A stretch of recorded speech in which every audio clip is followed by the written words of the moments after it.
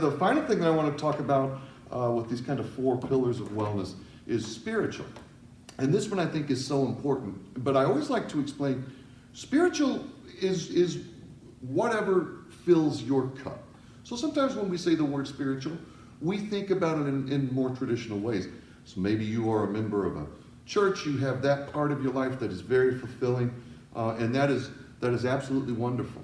But I think spiritual can just be whatever it is that kind of fills you up spiritually, fills your cup. You know, when your tank is empty, these things that you can do, these reservoirs that you can tap into to kind of fill that back up. I've told the story, poor Hank's heard this story a million times, but I like to cook. When I was about 15 years ago, I just started teaching myself how to cook. Up to that point, I could go into a kitchen and keep myself alive, but I couldn't do much more than that.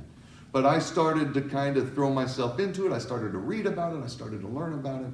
And now, 14, 15 years later, it's an absolute passion of mine. So I say that to say that for me, that really fills me up when I'm feeling empty. So maybe, especially my favorite time to cook is on Friday evenings. At the end of the work week for me, because I work a traditional Monday through Friday work week.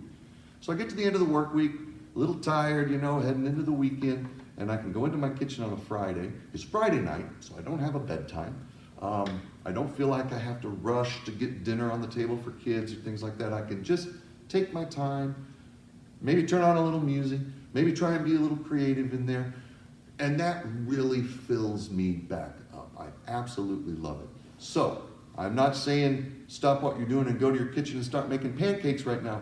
But what I am saying is make sure you are connecting with whatever that thing is that helps you feel refreshed, that helps you feel like you are spiritually plugged in. This is soothing to your soul. This is giving you something to look forward to. It's giving you something to take you out of the world for a little bit. I think when you've made a spiritual connection with something, that is one of the joys. It can kind of take you from the world, maybe for an hour, maybe for a couple of hours, and put you in this other place where you can really focus on this thing that you love, this thing that brings you some peace, some calming. So find what that thing is. Hanky, any thoughts? Well, I can't add too much more to what Mike talked about. For me, I am an active churchgoer. It's wonderful that wherever I moved in the Navy, there was a congregation that I could affiliate with, and my family could affiliate with, and that was great. But there are also other ways that I've dealt with stress over the years. Physical exercise is one, and number 2, I always made sure I had a good book to read. I'm really into history. I'm really into biographies, nonfiction, best way to put it. And I'd always make sure I had something to read to kind of take me away from it. Also, I'm a sports nut, and I always made sure that if I really had a particularly hard week, particularly hard period, if there was some game that I wanted to watch, I tried to make it so I could watch that game or watch part of that game. I found it helped me. But all of us are different, and all of us have different things. Some people, it's gardening. I got a buddy who has the most magnificent garden I've ever seen back when I was living in Northern Virginia.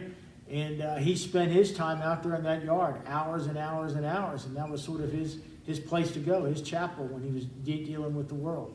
So, like Mike said, it's whatever fills your cup, but we all need that. Absolutely. Josh, any thoughts on that? For me, the only thing that I come from kind of backwoods deal, so hunting for a lot of us, getting in the woods, just sitting in the woods, just getting away from everybody. Nobody can call you on the cell phone. Just listening to the animals wake up around you. That's a big thing for a lot of people where I'm from. Me personally, I love the backwood. I love driving. If I got something cold in the cup holder and I got the stereo on, I'm a happy guy. Yeah, that sounds pretty nice. That sounds very pleasant. I like that too.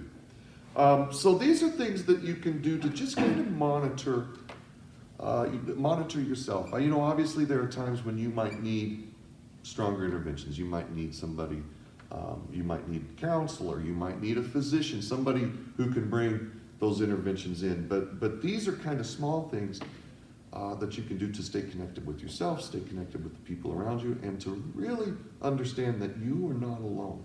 And if you're going through something, chances are you can get connected to someone who has also gone through that, who can really be a support system. But what we really don't want is for people to feel like they just have to take this journey alone, and that there's no one who understands, because that's just not the case. And if you reach out through Wellness for Warriors, reach out through the VA, but find those resources that can help you keep that engine in tune.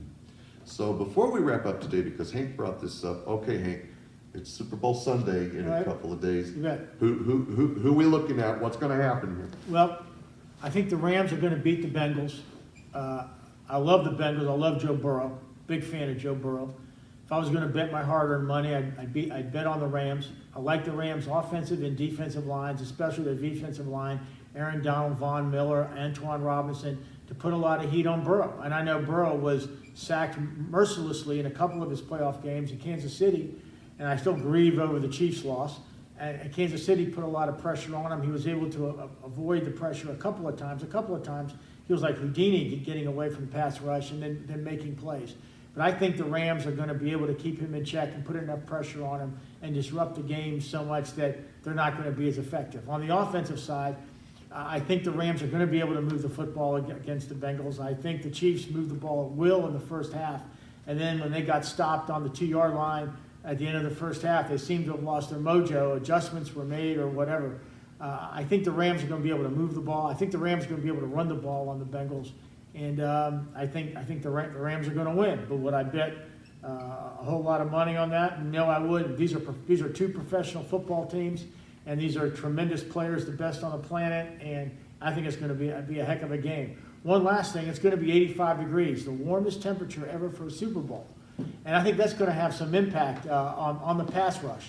So maybe that's going to be the determining factor, just the environmental conditions, because these guys haven't played in 85-degree weather since August, since they were in training camp. So I think we're in for a great game, a lot of great commercials. It's always a good time. I always thought the Monday after the Super Bowl should be a national holiday. Agreed. That's the way it's become.